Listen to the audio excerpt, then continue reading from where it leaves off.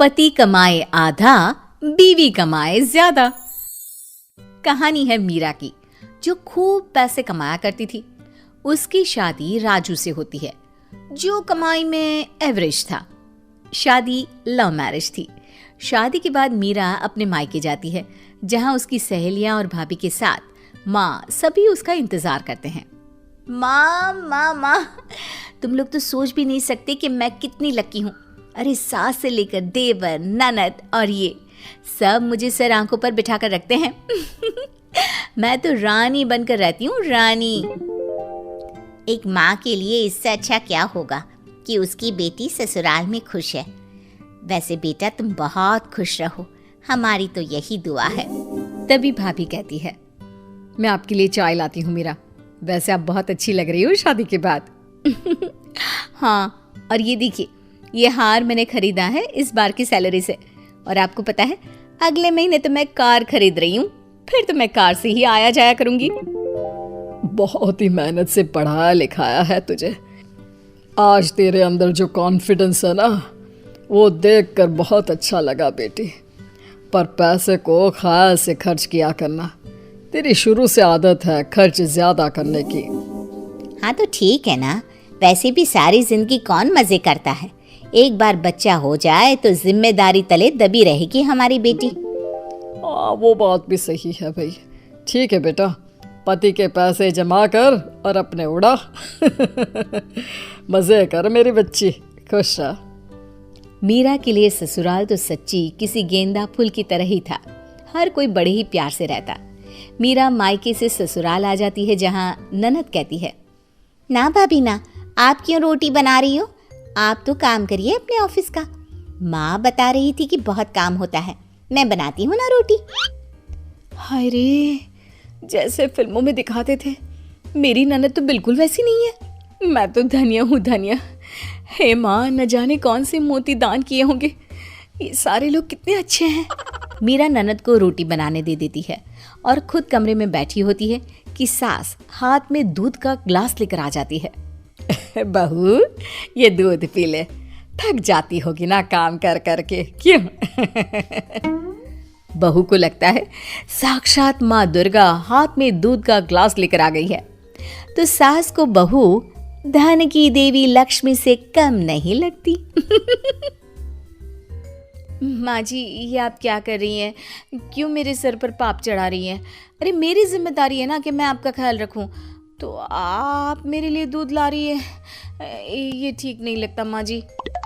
लेकिन सास, अरे जिसके दिमाग में कोई और ही खिचड़ी पक रही होती है, वो बहू से कहती है, देख बहू, वो जमाने गए और ना ही मैं वो पिछड़े जमाने की सास हूँ जो बहू और बेटे में फर्क करूं।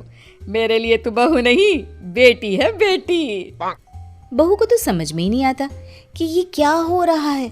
अरे सास तो बहू के गले में चाकू लेकर बैठा करती है, लेकिन ये तो बहू के साथ ऐसे है जैसे कि बहू का कोई कर्जा लेकर बैठी हो। दिन ऐसे ही मीरा के लिए मजे के बीत रहे थे।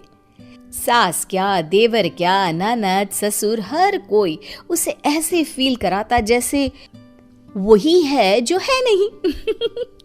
फिर आता है वो दिन। मेरा यार, मैं बहुत परेशान हूँ। तुम प्लीज़ कुछ देर के लिए मुझे अकेला छोड़ दो। नहीं नहीं, ऐसा मत बोलिए। आपने मुझे इतना अच्छा परिवार दिया है और मैं आपको अकेला छोड़ दूँ, ये तो मैं सोच भी नहीं सकती। पति समझ जाता है कि भाई निशाना सही लगा है। मीरा, मैं बहुत परेशान हूँ, कुछ देर अकेला छोड़ दो ना, ठीक हो जाऊंगा, प्लीज़ जाओ। लेकिन मीरा की भी जिद थी कि वो पति के साथ ही रहेगी। अरे जाओ ना यार, क्या है, क्यों परेशान कर रही हो बार बार साथ रहने की जिद करके? मीरा को भी गुस्सा आ जाता है। वैसे भी पूरा परिवार शादी के बाद से ही उसे इतना पैम्पर कर रहा था कि उसे तो अब तेज आवाज में बात सुनने की आदत ही नहीं रही थी। ठीक है, मैं परेशान नहीं करूंगी, जा रही हूं, रहो अकेले।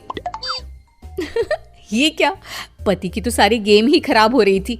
अरे रुको रुको, मतलब इतना फोर्स कर रही हो तो बता देता हूँ। वो क्या है ना, मेरी नौकरी का कोई भरोसा नहीं है, सोच रहा हूँ बिजनेस कर लूँ। दूसरे लोगों की तरह ससुराल से पैसे लेना अच्छा नहीं लगता, क्या करूं? मीरा जो पूरी इमोशनल होती है, अरे ससुराल से क्यों लेना, मैं हूं ना, करो ना बिजनेस जो भी करना चाहते हो। तभी ननद रोते हुए भाई के पास आती है। अरे बहन क्या हुआ? भाई, मुझे ना आरव से प्यार है, लेकिन उसे तो हाई फाई लड़कियां पसंद है। भाई मुझे पैसे चाहिए। मीरा के लिए ये सब कुछ नया था। अरे जिस लड़की के पिता ने या माता ने उसे कभी ये नहीं जाहिर होने दिया कि पैसे की क्या कीमत होती है, उसे पैसे के लिए रोते लोगों को देखकर अजीब ही लगता है। क्या है यार, पैसे के लिए क्या रोना, वो तो इतने हैं मेरे पास, ले लो। सच्ची भाभी? सच? तुम मुझे पैसा दोगी मेरे बिजनेस के लिए? अरे हाँ हाँ जरूर दूंगी, क्यों नहीं दूंगी, तुम सब मेरा इतना ख्याल जो रखते हो। तभी ननद भी बोल पड़ती है। और भाभी, मुझे भी पैसे देंगी आप? हाँ, तुम तो मेरे हाथ से बेलन छीन लेती थी रोटी बनाने के लिए, आज के ज़माने में कौन करता है, मैं ज़रूर दूंगी तुम्हें पैसे। तभी वहाँ सास आ जाती है। अरे बहू, सोच रही हूँ कि ऊपर का पोर्शन बनवा लूं, पर पैसे नहीं है। कम से कम 2 पोर्शन का मकान होगा तो किराया आएगा, लेकिन क्या करूँ, पैसे नहीं है। माँ जी कैसी बात कर रही हैं, मेरे पास सोने के गहने हैं ना, उसे लोन में रख कर मकान बनवा लेते हैं। आप लोग मेरे लिए कितना सोचते हैं, आप तो मेरे लिए कमरे में चाय लेकर आती हैं। भाई कौन सास करती है आज के ज़माने में। सभी पर मीरा अपने पैसे लुटा देती है और पूरी तरह से खाली हो जाती है। मेरा मज़ा आ गया। अब तक दोस्तों से काम मांगता था, आज वो मुझसे काम मांग रहे हैं। लेकिन मैं क्या बताऊं, मेरी तो नौकरी ही छूट गई, मेरी कंपनी बंद हो गई है, अब मैं क्या करूं। हैं? क्या अगले महीने से पैसे नहीं आएंगे? क्यों भाभी, अगले महीने तो मुझे गोवा के लिए पैसे चाहिए थे। अरे यार, घर कैसे चलेगा? खैर कर भी क्या सकती थी मीरा, जब तक नौकरी नहीं मिल जाती घर पर ही रहती है। मीरा, तूने तो पैसे देने ही बंद कर दिए हैं और मैंने मकान बनवाने का काम शुरू भी कर दिया। अब देख, आज ना एक लेबर नहीं आई है, तो क्यों ना तू उसकी जगह काम कर ले, पैसे भी बच जाएंगे। हाँ माँ, वो कर देगी, पहले बोलो मेरे लिए चाय नाश्ता बना दे। अरे मीरा क्या हुआ, नई नौकरी लगी कि नहीं? ऐसा तो नहीं चलेगा। मीरा को सबके बदले रवैये पर गुस्सा आ जाता है। वो अपनी माँ के घर जाकर सारी बात रो रो कर बताती है। बेटा, वही तेरे पापा और मैंने भी कहा था, पैसों की कद्र करो, क्योंकि कल को कोई रिश्ता भले खोटा निकल जाए, लेकिन पैसा तो चलेगा ही चलेगा। तभी मीरा के फोन पर नई नौकरी की कॉल भी आ जाती है और उसे उससे भी ज्यादा पैसों की नौकरी मिल जाती है। लेकिन इस बार मीरा को नौकरी के साथ अकल भी मिल जाती है कि अपने पैसों का हिसाब रखना जरूरी है। दोस्तों, अगर आपको हमारा वीडियो अच्छा लगा हो तो लाइक कीजिए, अपने दोस्तों के साथ शेयर करें और हमारे चैनल को सब्सक्राइब करें। Thank you.